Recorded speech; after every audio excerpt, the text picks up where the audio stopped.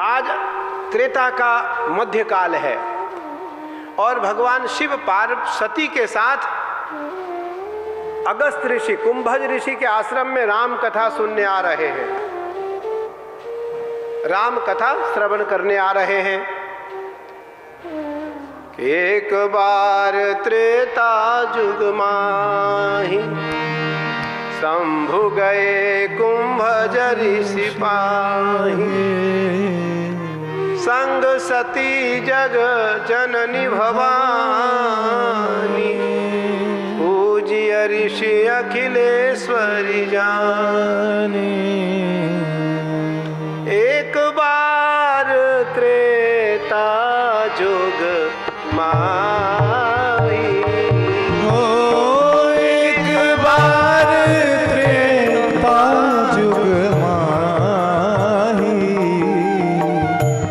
शंभु गए कुंभज ऋषि पाही, शंभु गए कुंभज ऋषि पाही। संग सती जग जननी भवानी, संग सती जगदम्बे भवानी। पूज्य ऋषि अखिलेश्वर जानी, पूज्य ऋषि अखिलेश्वर जानी। एक बार त्रेता जुग माही, ओ एक बार त्रेता जुग माही। ओ शंभु गए कुंभज ऋषि पाही, शंभु गए कुंभज ऋषि पाही। आज त्रेता का युग था। भगवान शिव राम कथा सुनने के लिए अगस्त ऋषि के आश्रम में जा रहे हैं। भगवान शिव ने अगस्त को ही क्यों चुना?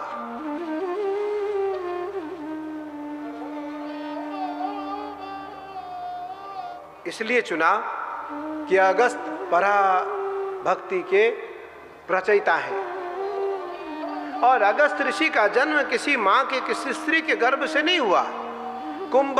कुंभ से अगस्त ऋषि का जन्म हुआ, इसलिए उनको कुंभज कहा जाता है।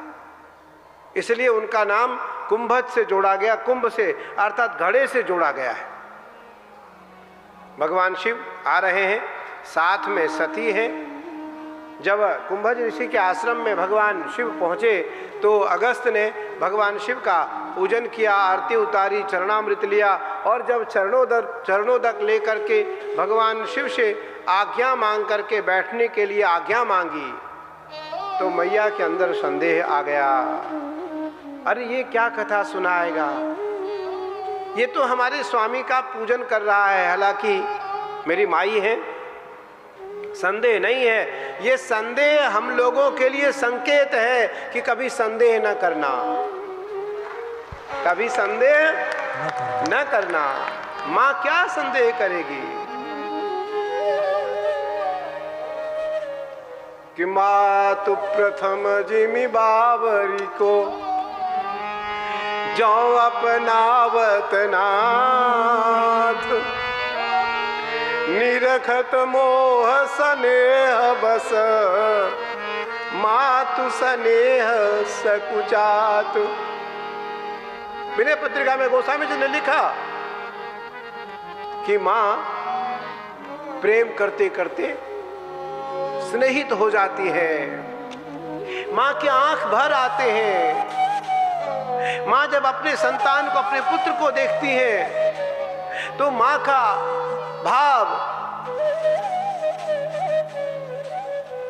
पुत्र के प्रति उमड़ पड़ता है और मां भाव से, करुणा से, दया से द्रवित हो जाती है। मां करुणा से, दया से और भाव से द्रवित हो जाती है और माँ के स्तन से दूध टपकने लगता है, उसके प्यार के जो दूध है वो टपकने लगते हैं और वो ऐसा लगता है कि अभी ये अपने पुत्र को अमृत पिला देगी, अपने पुत्र को अमृत पिला देगी। आज माँ ने संदेह किया इसलिए कि भगवान के माध्यम से, भगवान शिव के माध्यम से हम जैसे अज्ञानियों को वो ये बता सकती है कि संदेह कदापि न करना, संदेह करने वाले का उद्धार कभी नहीं होता। आज भगवान शिव ने माँ का बाम, माँ का दक्षिण जंघे पे हाथ रखा और भगवान शिव ने कहा, हे उमा संदेह न करो, संदेह न करो कि साधु चरित शुभ चरित कपासु निरस विशद गुणमय फल जासु जो सही दुख पर छिद्र दुरावा वंदनीय जग जस जेहि पावा। साधुओं का चरित्र कैसा होता है? कपास जैसे, रुई जैसे।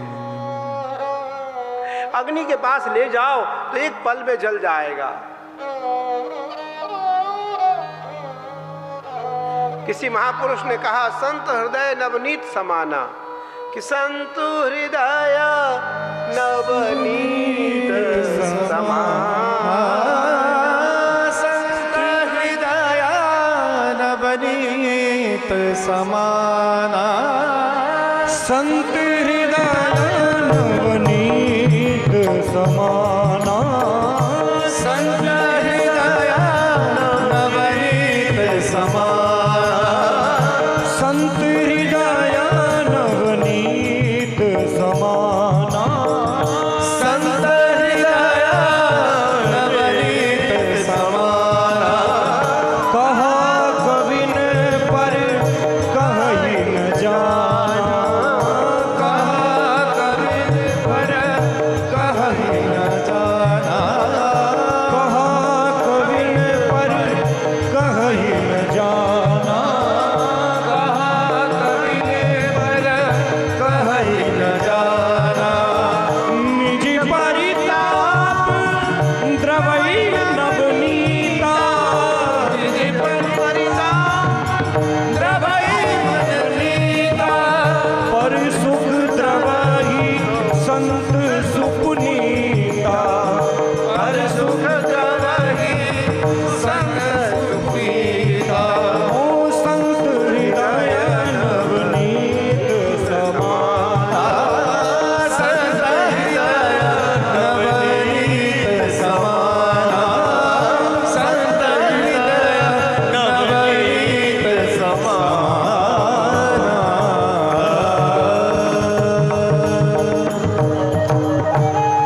संत हृदय नवनीत समाना, कहा कबिन पर कहि न जाना, निज परिताप द्रवई नवनीता, पर दुख द्रवई संत सुपुनीता।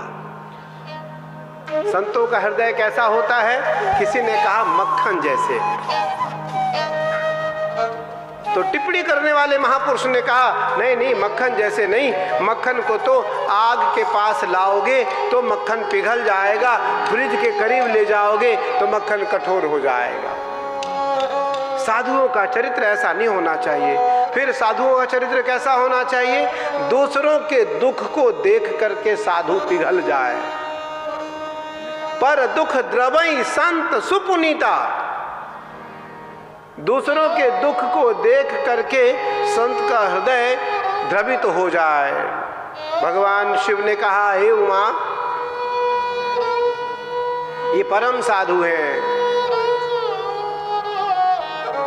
और इनकी महानता है, इन्होंने मेरा सम्मान किया है, लेकिन ये अयोग्य नहीं है, ये कुपात्र नहीं है, ये अज्ञानी नहीं है, ये असंत नहीं है, ये अभक्त नहीं है, ये असज्जन नहीं है, ये परम श्रेष्ठ है। लेकिन इनकी नम्रता कि विधिवश सृजन समान हित कौन परम हितनाथ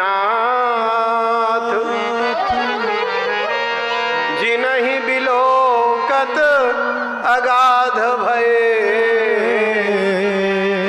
कौन बिलोकत नाथ। जिनको देखने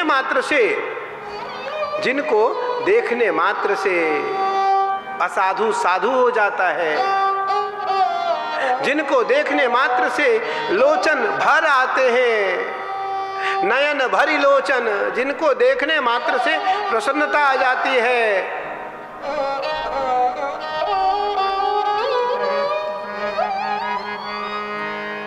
वास्तविक में भगवान के भक्त वही है, वास्तविक में भगवान का भक्त वही है, भगवान के भक्त वही है।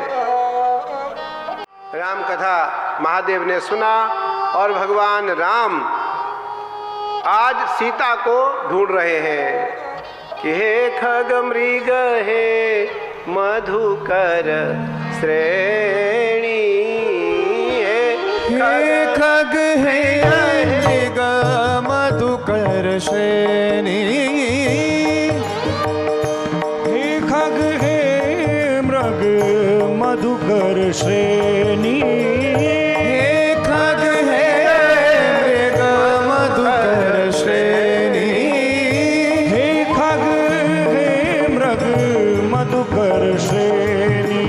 ओ तुम देखी सीता मृग नैनी, तुम देखी सीता मृग, खंजन सुत कपोत मृग मीना, खंजन सुत कपोत मृग मीना, मधुप निकर कोकिला प्रवीणा, मधुप निकर कोकिला प्रवीणा, हे खग मृग हे मधुकर श्रेणी, हे खग मृग हे मधुकर श्रेणी।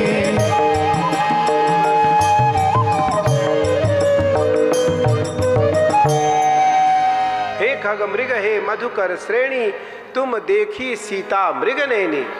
यहाँ भगवान राम लताओं से, वृक्षों से, पत्तों से पूछ रहे हैं, तुमने कहीं सीते को देखा है? तुमने कहीं हमारी जानकी को तो नहीं देखा? इधर भगवान शिव माँ उमा के साथ, माँ सती के साथ कैलाश जा रहे हैं। मन ही मन प्रणाम शिव कीन्हा, भगवान शिव ने मन ही मन राम को प्रणाम किया और प्रसन्न हो गए। भगवती सती पूछती हैं, महादेव आज आप इतने प्रसन्न कैसे हैं, क्या हुआ? तो भगवान शिव ने कहा, हे उमा, मेरे आराध्य भगवान राम मुझको दिख गए। तो मैया क्या कहती है, हे महादेव, ये वो राम नहीं है जो आपके आराध्य हैं, ये वो राम नहीं है जो आपके हृदय में निवास करते हैं, ये वो राम नहीं है जिनकी पूजा आप करते हैं, ये तो वनवासी राम है, ये सीता को ढूंढ रहे हैं, ये अयोध्या के राम हैं। भगवान शिव ने फिर कहा, हे उमा, संदेह न करो, संदेह न करो।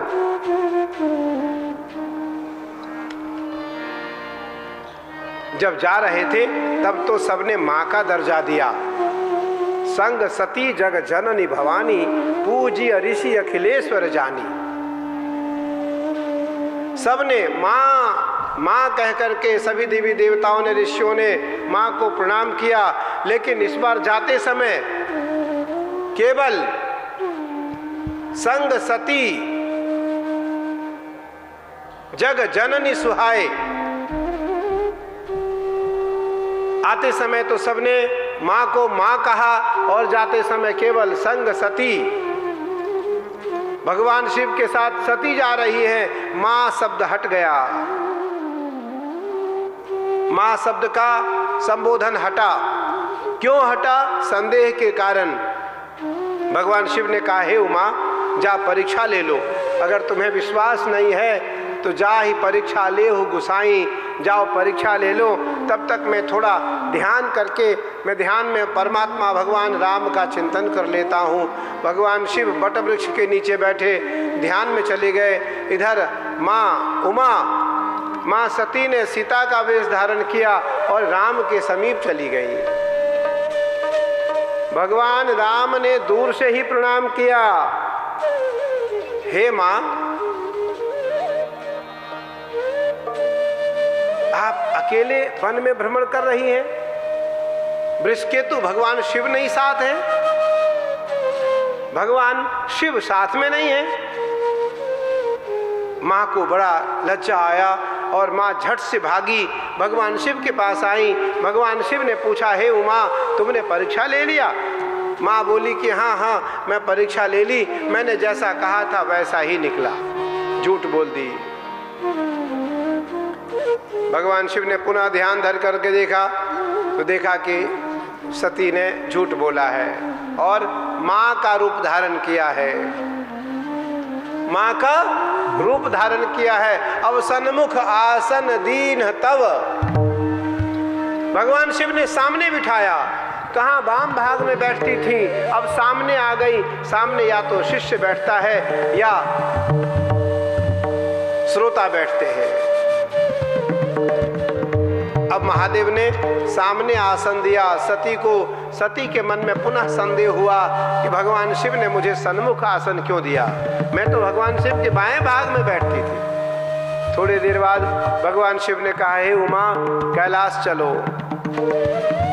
भगवान शिव कैलाश गए। भगवान शिव का अखंड समाधि लग गया, लगी समाधि अखंड अपारा। बीते संबत सहस 87 तजे समाधि शंभु अविनाशी। राम नाम जब सुमिरन लागे, जाने हूँ उमा जगतपति जागे। बीते संबत सहस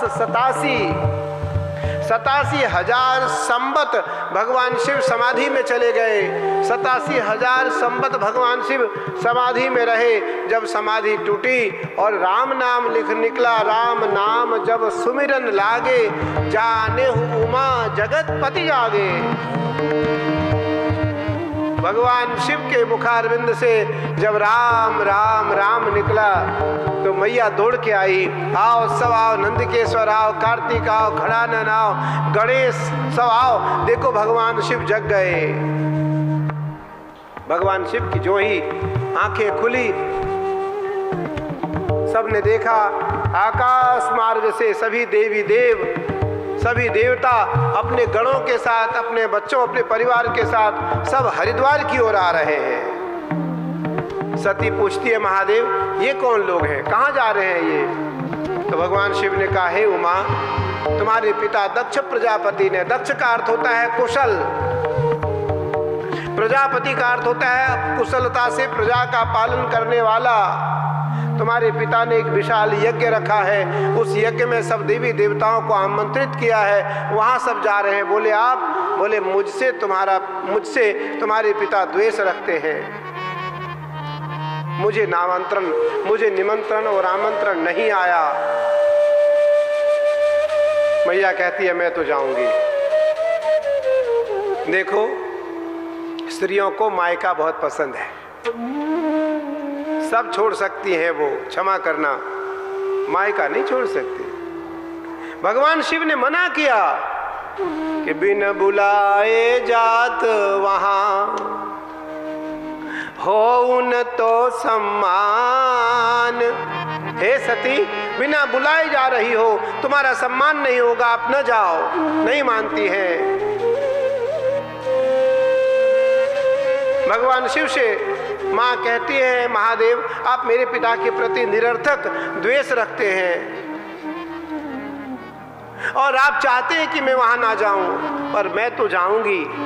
महादेव ने देखा कि वो बिल्कुल किसी भी परिस्थिति में मानने को तैयार नहीं है, तो महादेव ने 2 गणों को साथ दिया, जाओ इसे ले करके जाओ और इसका अगर सम्मान न हो तो इसे तुरंत वापस ले आना। यज्ञ में दक्ष प्रजापति यज्ञ करा रहे हैं।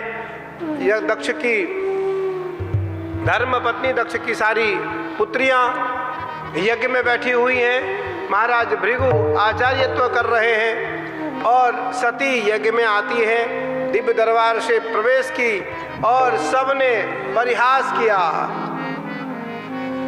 केवल मां ने पूछा कही भांति शंभुनाथ तुम्हारे महादेव कैसे हैं? दक्ष ने क्या कहा रे अवघड़दानी, मौलिक जात करत स्मशान बास, भूत भभूत लगावत फिरई।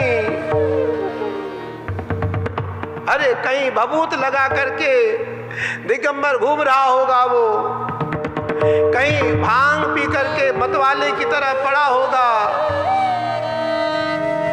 स्मशान में अवघड़ की तरह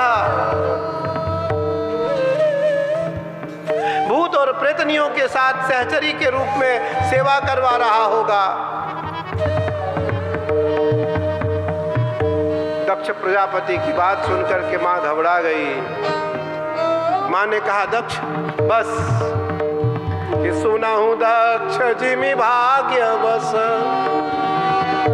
कौन सौभाग्य सुजान, बिटप सरिता भरी नेह बस, आतप कौन समान। हे पिता दक्ष बस बस, अब नहीं। महादेव के लिए एक भी शब्द यदि आपने बोला तो अनर्थ हो जाएगा, मैं प्रलय ला दूंगी। महादेव की निंदा सुन करके हरिहर निंदा सुन ही जे काना, हो ही पाप गौघात समाना। माता पिता गुरु राष्ट्र और भगवान पांच की निंदा सुनने वाला गौवध के समान पाप करता है। हरिहर निंदा सुन ही जे काना, हो ही पाप गौघात समाना। माता पिता गुरु राष्ट्र और भगवान इन पांच की निंदा सुनने वाला या करने वाला गौघाती है। और आपको पता है गोहत्या लगने के बाद क्या करना पड़ता है? चांद्रायण व्रत करना पड़ता है। चांद्रायण व्रत करने वाला व्यक्ति ही गोवध से मुक्ति पा सकता है। और एक चांद्रायण व्रत करने के लिए 33 महीने लगते हैं। 33 महीने का व्रत है। तो इसलिए माता पिता गुरु और राष्ट्र भगवान ये पांच की निंदा किसी भी परिस्थिति में ना करो, ना सुनो और ना सुनने वाले का समर्थन करो।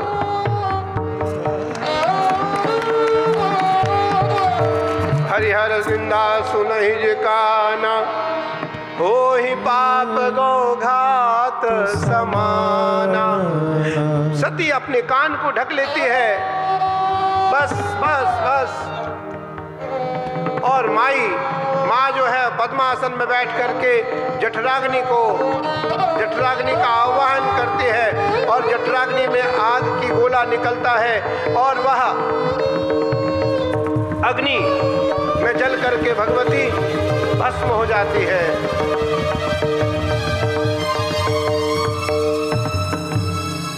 माई जो है अग्नि है, माँ ही अग्नि है, अग्नि ही माँ है। शंभु के दूतों ने, महादेव के दूतों ने जाकर के महादेव से कहा कि सती नहीं रही, माँ नहीं रही, क्या हुआ? बोले आपकी निंदा हो रही थी, आपकी निंदा हो रही थी, आपके लिए दक्ष अपशब्द बोल रहे थे। सती ने प्रतिकार किया, लेकिन सती प्रतिशोध नहीं कर सकती थी, क्योंकि सती की माँ, सती की बहन और सती के पिता वहां बैठे थे। इसलिए उसने कोई प्रतिशोध नहीं किया, प्रतिकार किया और जल करके आत्मदाह कर ली। वो अग्नि में जल करके अपने पंचभौतिक शरीर का विसर्जन कर दी। महादेव से रहा नहीं गया। महादेव उठे और महादेव ने अपनी जटा खोला और महादेव ने एक जटा तोड़ा और पत्थर पे पटका।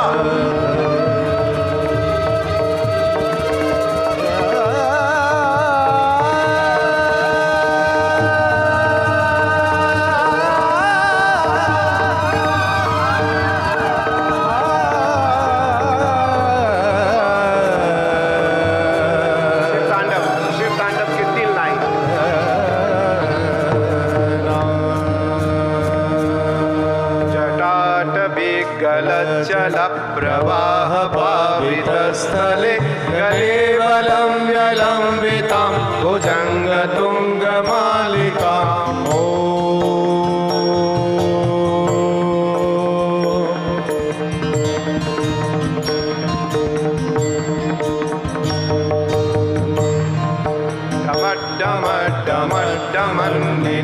डमड्डमड्डमर्वयं चकार चण्डताण्डवं तनोतु नः शिव शिवम्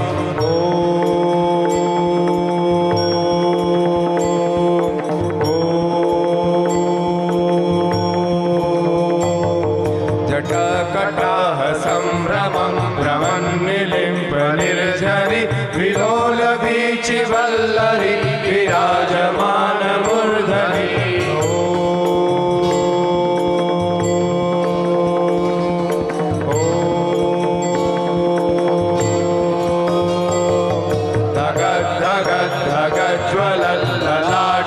ललाटपट्टपावके किशोरचन्द्रशेखरे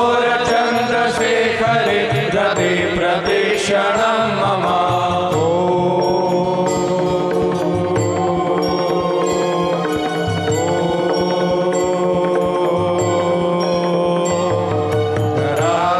धराधरेन्द्रनन्दिनी विलासबन्धुबन्धुरस पुरद्दिगन्तसन्तति प्रमोदमानमानसे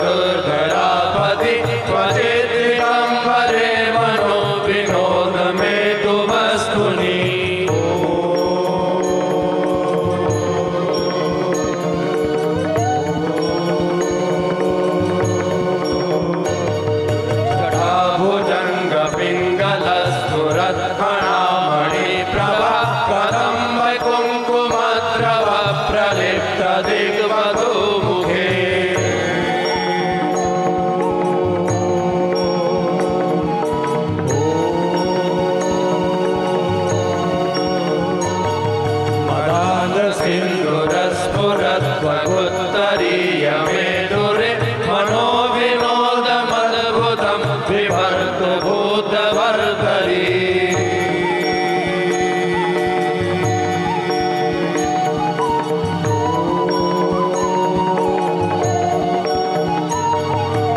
सहस्रलोचन प्रवेद्य शेषलेखशेखर प्रसूलधूर्यधोरणि विदूसराङ्घ्रिपीठभू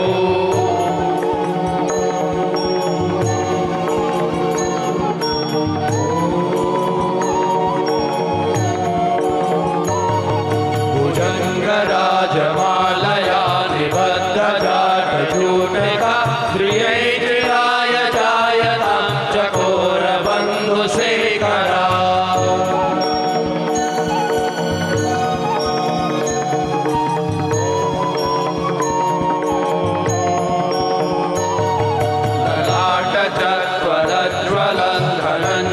धनञ्जयस्फुलिङ्गला निपीडपञ्चशायकं नमन्निलिम्बनायकम्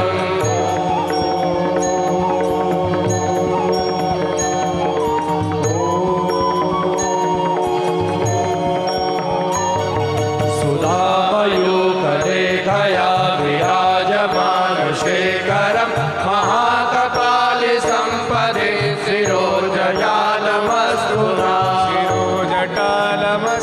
नः शिरोजयालमस्तु नः शिरोजयालमस्तु नः पंडिता धगद्धगद्धगज्ज्वलल् धनञ्जयाहुतीकृता प्रचण्ड पञ्चसायके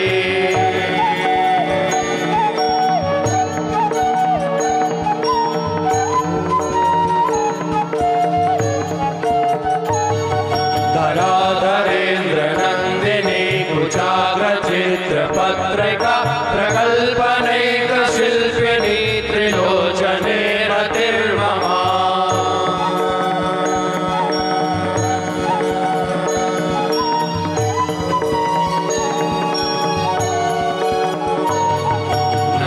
हीनमेघमण्डले निरुद्रदुर्धरस्फुरत् कुहो निषेधमीतमा प्रबन्धवन्दकन्दरा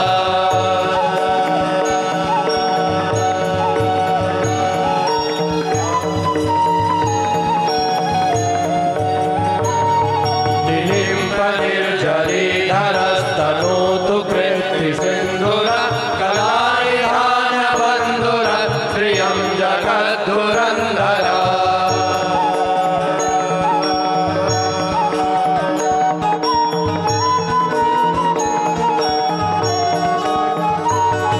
प्रफुल्लनेन पङ्कज प्रपञ्चकालिमक्षरा विडम्ब्य कण्ठकन्दला रुचि प्रबन्धकन्दरा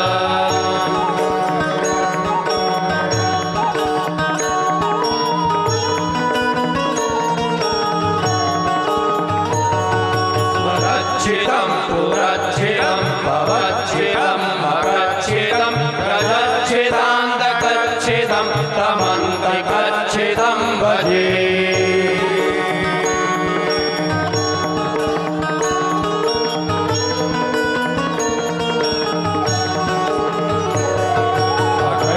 सर्वमङ्गला कलाकदम्ब मञ्जरी रसप्रवाह माधुरी विजृम्भणा मधुव्रतम्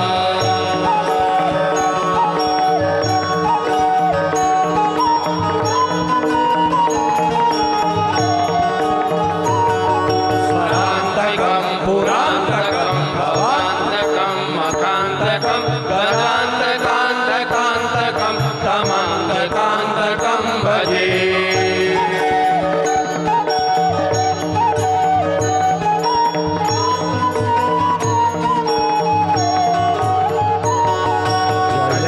जयध्वदभ्रविभ्रम भ्रमद्भुजङ्गमस्वसत् विनिर्गमद्गमस्फुरत् करालबालव्यवा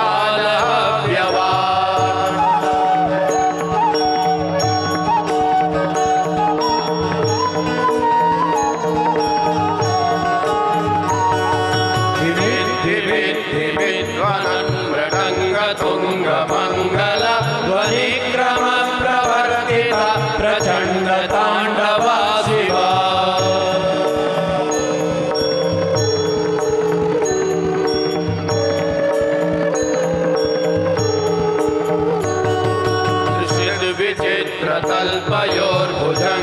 विचित्रतल्पयोर्भुजङ्गमौलिकस्रजो गरिष्ठरत्नलोष्टयो सुहृद्विपक्षपक्षयो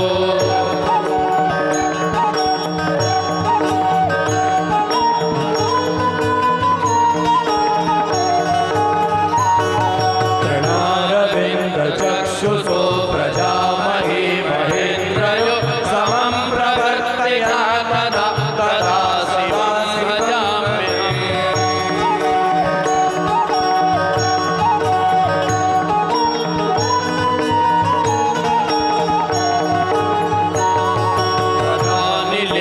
निर्झरी निकुञ्जकोटरे वसन् विमुक्तदुर्मतिः सदा शिरस्तमञ्जलिं वहन्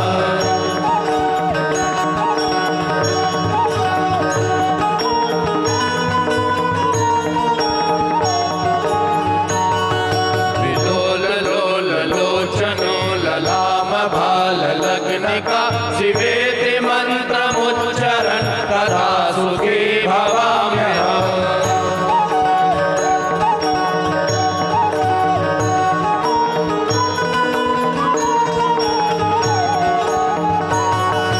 इमं हि नित्यमेव मुक्तमुक्तमुक्तमस्तवं पठन् स्मरन् ब्रुवन्नरो विशुद्धमेति सन्ततिम्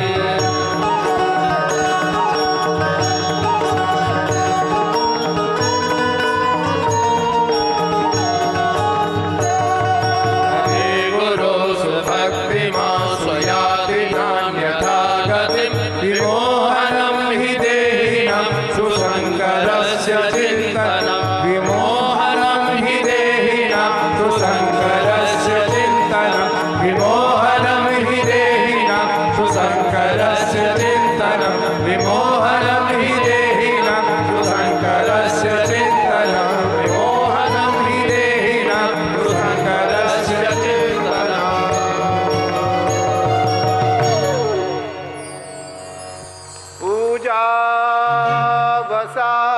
समये दशवक्त्रगीतं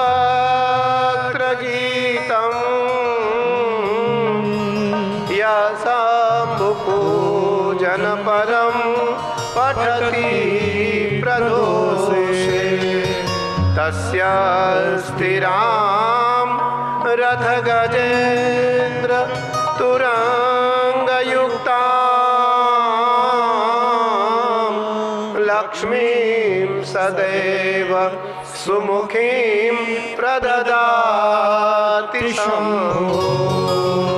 ॐ नमः पार्वती पतये हर हर महादेव। भैया, जो इस शिव तांडव को नित्य अपने घर में पढ़ेगा, एक बार, दो बार, तीन बार, प्रातः मध्याह्न सायं, उसको भगवान शिव रथ गजेंद्र तुरंग युक्ताम लक्ष्मीं सदैव सुमुखीं प्रददाति शंभो। भगवान शिव उसके घर लक्ष्मी कैसे दे देंगे? जैसे मतवाला हाथी जंगल में जाकर के फल पत्ते के साथ डाल तोड़ लेता है, उसी प्रकार भगवान उसके घर लक्ष्मी उड़ेल देंगे। लक्ष्मी उसके घर रथ गजेंद्र तुरंग युक्ताम लक्ष्मीं सदैव सुमुखीं, और सुमुखी लक्ष्मी देंगे। कौन सी लक्ष्मी? सुमुखी। सुमुखी, कुमुखी, दुर्मुखी और सुमुखी, तीन लक्ष्मी। कुमुखी थोड़ा यहाँ थोड़ा वहाँ, थोड़ा वहाँ, आज यहाँ कल वहाँ, आज यहाँ कल वहाँ। दुर्मुखी आई लेकिन आदमी भक्त नहीं, दुर्जन बन जाता है। जो ही आई सारा सिस्टम बदल गया। अरे कल तो तुम यहाँ थे, आज यहाँ हो। बोले दुर्मुखी लक्ष्मी की कृपा है। और एक सुमुखी, वो जब आती है तो व्यक्ति कहाँ जाता है? कथा पंडाल में। व्यक्ति कहाँ जाता है? मंदिर में।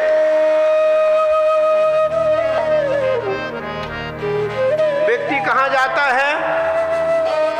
महाकुंभ में।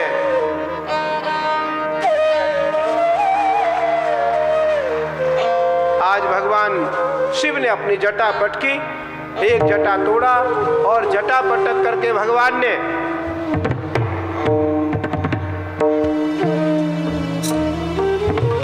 मानो आवाहन किया भगवान ने किसी का, और भगवान की जटा पटकते ही, जटा तोड़ करके पत्थर से पटकते ही उससे दो भगवान के दूत उत्पन्न होते हैं। एक का नाम है वीरभद्र और एक की नाम है कृत्या। दोनों ने महादेव से आग्रह किया, हे महादेव, आपने मेरा आह्वान क्यों किया? क्या करना है मुझे? तो महादेव ने कहा, जाओ दक्ष के यज्ञ को विध्वंस कर दो, दक्ष के यज्ञ का समापन कर दो, मार डालो। बोले को बच न सकई, को बच न पाए। जब दोनों चले तो भगवान ने रोका, रुको रुको।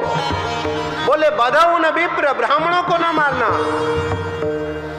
ब्राह्मणों को मत मारना, बाकी कोई बच ना पाए। बोले देवता, बोले उनको सबसे पहले मारना, लेकिन देवता भागने में सबसे आगे रहते हैं। उनको लगा कि यहाँ महादेव का अपमान हुआ, और महादेव का अपमान का अर्थ है यज्ञ का विध्वंस।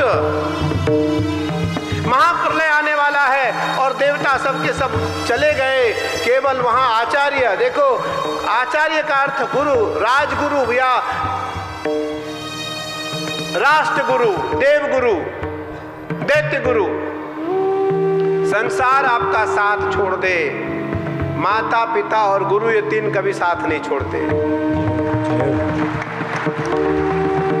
बाकी तो भैया सब सुख के साथी हैं, सब सुख के साथी हैं, दुख के साथी कोई नहीं है। आज सारे देवता चले गए, सारे मुनि चले गए, लेकिन आचार्य भृगु ने कहा, दक्ष मैं आपका साथ दूंगा, आपने मुझे आचार्यत्व का पद दिया है, आपने मुझे मेरा सम्मान किया है, मैं नहीं जाऊंगा आपको छोड़कर। भगवान शिव के पार्षद आए। भगवान शिव के पार्षदों ने कहा, हे आचार्य भृगु, आपने विचार नहीं किया कि भगवान शिव का अपमान हो रहा है? भगवान शिव का अपमान हो रहा है, और भगवान शिव का अपमान जिस यज्ञ में हो वह यज्ञ कभी पूर्ण नहीं हो सकता, वह यज्ञ कभी पूरा नहीं हो सकता।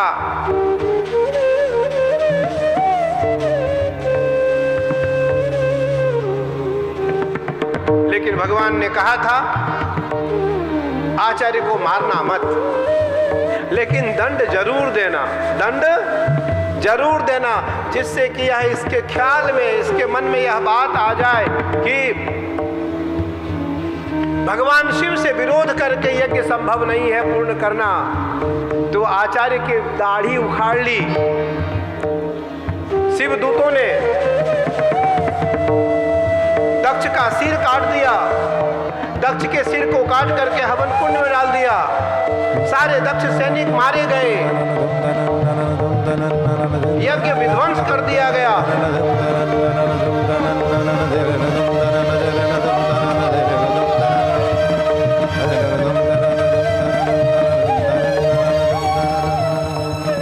श्राप पर श्राप हुआ। आचार्य भृगु ने शिवदूतों को श्राप दिया, शिवदूतों ने आचार्य को श्राप दिया।